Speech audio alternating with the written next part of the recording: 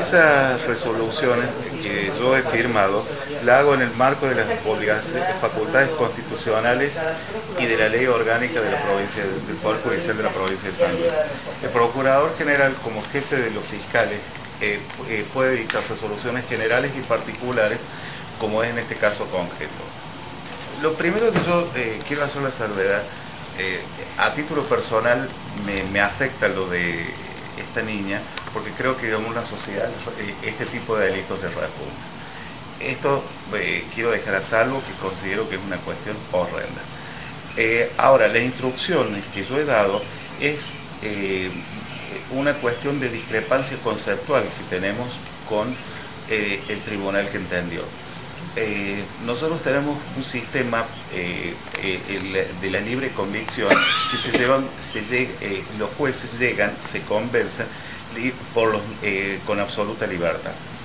Nosotros, en ese contexto, el fiscal de Cámara está convencido y por eso hizo las acusaciones que todos ustedes conocen. El tribunal tenemos que esperar incluso los fundamentos de la sentencia para ver cuáles fueron los elementos de prueba que consideraron o que no consideraron y cuáles fueron a cómo llegó la convicción de esa. Es decir, nosotros tenemos una diferencia conceptual con el tribunal. Los tres camaristas son personas de trayectoria, personas de bien, ¿no es cierto?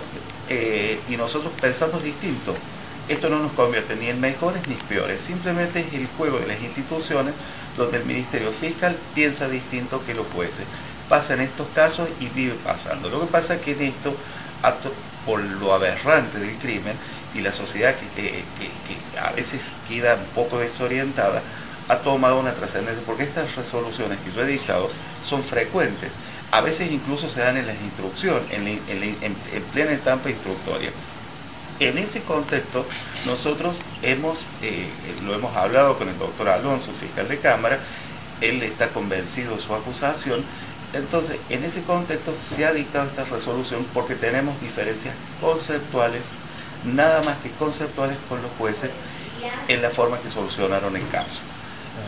En ese contexto es que nosotros vamos a plantear, el señor fiscal de Cámara va a plantear el recurso de casación, que es un recurso extraordinario pero directo, y un recurso extraordinario. Cuestiones que va a hacer después que se conozcan los fundamentos de la sentencia. La sentencia en materia penal es un acto procesal complejo o compuesto, si se prefiere, está comprendida por el veredicto, que es lo que ya se conoce, y dentro de los 10 días se tiene que dictar el fundamento. Nosotros, cuando conocido los fundamentos, vamos a tener los elementos de juicio para que el fiscal de Cámara funde los recursos y pretenda conmover o poner en crisis una sentencia. Pero el planteamiento que usted ha hecho, doctor, lo ha hecho mucho antes de los fundamentos. ¿Y cuál es el problema? Porque yo entendería que lo deja en una posición un tanto difícil al doctor Alonso. ¿Por qué? Y me parece de que al no tener los fundamentos en la mano, que lo está explicando usted ahora... Pero el doctor Alonso conoce el juicio oral, conoce las testimoniales, conoce toda la prueba incorporada, entonces así, él tiene un convencimiento, ¿no es cierto?, de que la solución el caso debió resolverse de una forma distinta a lo que fue resuelta. Entonces él estuvo a lo largo de todo un proceso donde ha participado activamente y él llegó a la convicción para sostener esa acusación. Y al no estar representado, entendiendo que no estaba representada la nena, me parece que también es un tanto apresurado, sino el fiscal que hacía sentado ahí. A ver ese razonamiento que no lo y entiendo. El fiscal es el Estado, sí. Me parece. No ver la posibilidad de que no estaba representada me da una sensación un tanto complicada la definición. Bueno, eso se planteó, yo también firmé una resolución instruyendo para que nos dieran la participación. Participación que no nos fue concedida.